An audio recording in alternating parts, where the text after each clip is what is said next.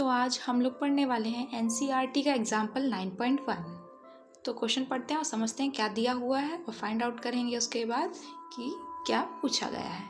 सो देखिए, question is like that constant force acts on an object of mass 5 kg। तो एक constant force लग रही है आपकी F, हमें नहीं पता कितनी लग रही है, किस पर लग रही है, एक ऑब्जेक्ट पर लग रही है। ऑब्जेक्ट का mass is given that is 5 kg। Okay, this is your mass for a duration of 2 second. इसका मतलब आपको टी भी दे रखा है कितना, 2 सेकेंड। 2 सेकेंड के टाइम से हम फोर्स लगा रहे हैं 5 kg मास के ऑब्जेक्ट पर।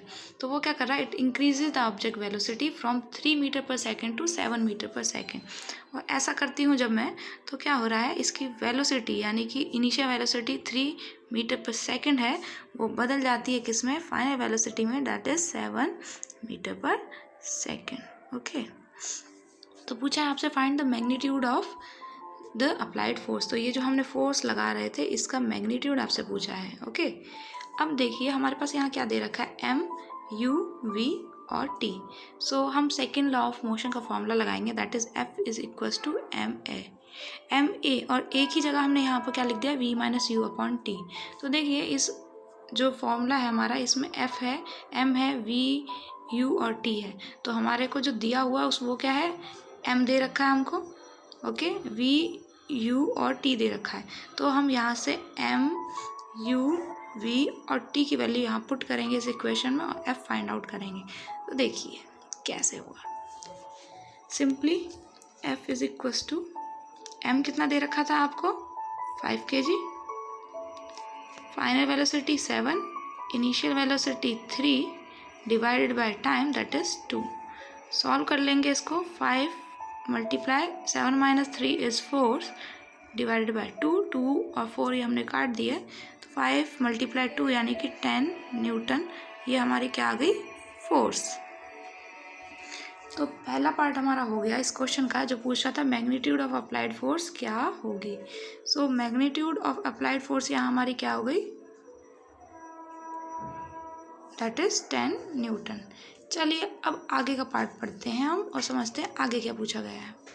Now if the force was applied for a duration of 5 second. तो पहले हमारी कितनी सेकंड लग रही थी, 2 सेकंड के लिए फोर्स लग रही थी, लेकिन अब हम क्या क्वेश्चन कह रहा है, 5 सेकंड के लिए फोर्स लगा रहे हैं।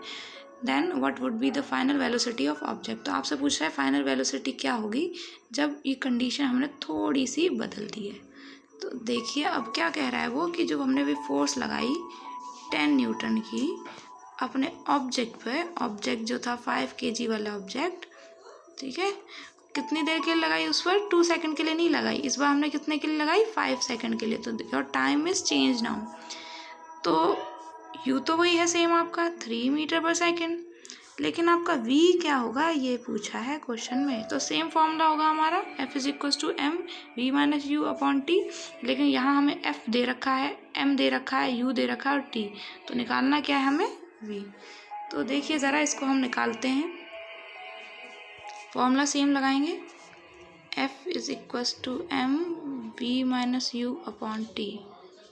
F कितना है 10, M कितना है 5, V हमें पता नहीं, U हमारा है 3 डिवाइडेड बाय टाइम 5 सेकंड का हो गया है। तो यहाँ से 5 और ये 5 कट गया, तो आपके पास यहाँ क्या रह गया, 10 is equals to V minus 3। और ये माइनस का 3 जो है जब मैं इस साइड ले आऊँगी तो ये क्या हो जाएगा, प्लस का 3। तो 10 plus 3 is equals to V। तो V इज इक्वल्स टू कितना हो गया, 13 मीटर पर सेकेंड।